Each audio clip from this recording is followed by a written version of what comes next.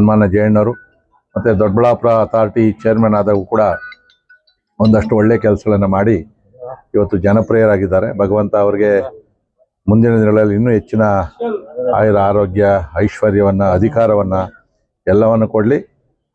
So ಜಯಣ್ಣನಿಲ್ಲದೆ ಭಾರತೀಯ ಜನತಾ ಪಾರ್ಟಿಯನ್ನು ಯಲಹಂಕದಲ್ಲಿ ನಾವು ಕಲ್ಪನೆ ಮಾಡ್ಕೊಳಕ್ಕೂ ಕೂಡ ಆಗೋದಿಲ್ಲ. ಸೊ ಜಯ ವಿಜಯ್ ಇಬ್ಬರು ಕೂಡ ನಮ್ಮ ಎರಡು ಕಣ್ಣುಗಳಿದ್ದಾಗೆ. ಮತ್ತು ಅವ್ರ ಇಡೀ ಕುಟುಂಬನೇ ಅಷ್ಟೇ. ಅವರು ಯಾವಾಗ ಬಾಲ್ಯ ಸ್ವಯಂ ಸೇವಕರು, ನಾನು ಹೇಳ್ತಾ ಇರ್ತಕ್ಕಂಥದ್ದು 45 ವರ್ಷದಿಂದ ಕತೆ ಹೇಳ್ತಕ್ಕಂಥದ್ದು. ಆವಾಗ ಇಡೀ ಕ್ಷೇತ್ರವನ್ನು ಓಡಾಡಿ ಸಂಘಟನೆ ಮಾಡಿ ಪಕ್ಷದ ವಿರುದ್ಧವಾದಂಥ ಒಂದೇ ಒಂದು ಹೇಳಿಕೆಗಳನ್ನಾಗಲಿ ಪಕ್ಷದ್ರೋಹ ಕೆಲಸವನ್ನಾಗಲಿ ಇವತ್ತು ಕೂಡ ಕನಸು ಮನಸ್ಸಲ್ಲೂ ಮಾಡಿಲ್ಲ. ನಾಯಕರುಗಳ ಬಗ್ಗೆ ನಾವು ಮಾತಾಡಿದ್ದೀವಿ, ಅವರು ಮಾತಾಡಿರ್ತಾರೆ. ನಮ್ಮ ಮೇಲೆ ಅಭಿಮಾನದಿಂದ, ಪಕ್ಷದ ಮೇಲೆ ಅಭಿಮಾನದಿಂದ ಮಾಡಿರ್ತಕ್ಕಂಥವ್ರು.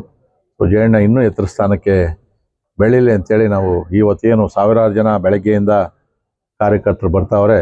ಬಹುಶಃ ನನ್ನ ಹುಟ್ಟುಹಬ್ಬಕ್ಕೆ ಬಿಟ್ಟರೆ ಜಾಸ್ತಿ ಹೈಯೆಸ್ಟ್ ಬರುವಂಥದ್ದು ಜಯಣ್ಣವ್ರ ಹುಟ್ಟುಹಬ್ಬಕ್ಕೆ ಅಂತೇಳಿ ನಾನು ಕೂಡ ಭಾವಿಸಿದ್ದೇನೆ.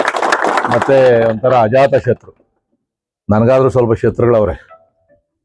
ಜಯಣ್ಣನ ಸ್ವಲ್ಪ ಶತ್ರುಗಳು ಕಡಿಮೆನೆ, ಎಲ್ಲರನ್ನೂ ಅಡ್ಜಸ್ಟ್ ಮಾಡ್ಕೊಂಬಿಡ್ತಾನೆ. ನಮ್ಮ ಸ್ವಲ್ಪ ಅಡ್ಜಸ್ಟ್ಮೆಂಟ್ ಗುಣ ಇಲ್ಲ ನನ್ನ ಹತ್ರ. ಸ್ವಲ್ಪ ಶತ್ರು ಅಂದರೂ ಶತ್ರುನೇ. ಅವನು ಶತ್ರುತ್ವ ಮಾಡಿದಾಗ ನಾವು ಭಾಳ ಮಿತ್ರತ್ವ ಹೋಗೋದು ಕಷ್ಟ ಆಗ್ತದೆ. ಯಾಕಂದರೆ ಅವರು ಬರೋಲ್ಲ. ಒಂದ್ಸರಿ ಶತ್ರುತ್ವ ಅಂದರೆ ನಾವೇನು ವೈಯಕ್ತಿಕವಾಗಿ ಅಂತಲ್ಲ, ಪೊಲಿಟಿಕಲಿ ಇರ್ಬೋದು, ಬೇರೆ ಬೇರೆ ರೀತಿ ಅಂತ. ಎಲ್ಲರಿಗೂ ಒಳ್ಳೆಯದಾಗಲಿ. ಅಜಾತ ಶತ್ರು ಜಯಣ್ಣವರು ಇನ್ನೂ ಚೆನ್ನಾಗಾಗಲಿ. ಮತ್ತು ಮುಂದೆ ಅವ್ರಿಗೆ ಒಂದು ರಾಜ್ಯ ಮಟ್ಟದ ಜವಾಬ್ದಾರಿಯನ್ನು ಕೂಡ ಕೊಡಬೇಕು ಅಂತಕ್ಕಂಥ ಮನವಿಯನ್ನು ಕೂಡ ನಾವು ರಾಜ್ಯ ಅಧ್ಯಕ್ಷರಲ್ಲಿ ಕೂಡ ಮಾಡಿದ್ದೀವಿ.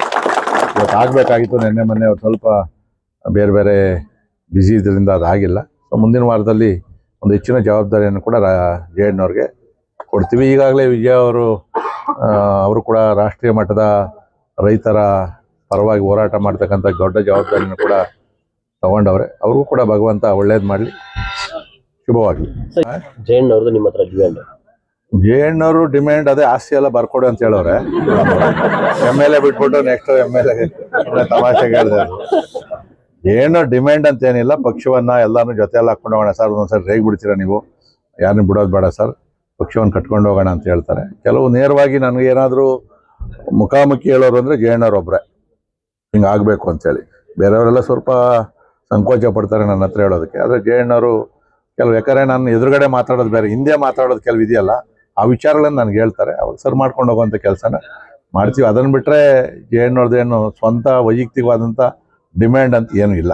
ನಿಮ್ಗಿಂತ ಸ್ವಲ್ಪ ಜಾಸ್ತಿ ಆಸೆ ಪ್ರಯತ್ನ ಸರ್?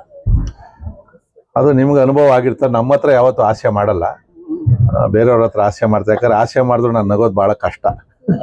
ಅದಕ್ಕೋಸ್ಕರ ಜಯಣ್ಣ ನನ್ನ ಹತ್ರ ಆಸೆ ಮಾಡಲ್ಲ. ಸುಮ್ಮನೆ ಯಾಕೆ ಟೈಮ್ ವೇಸ್ಟ್ ಅಂತ.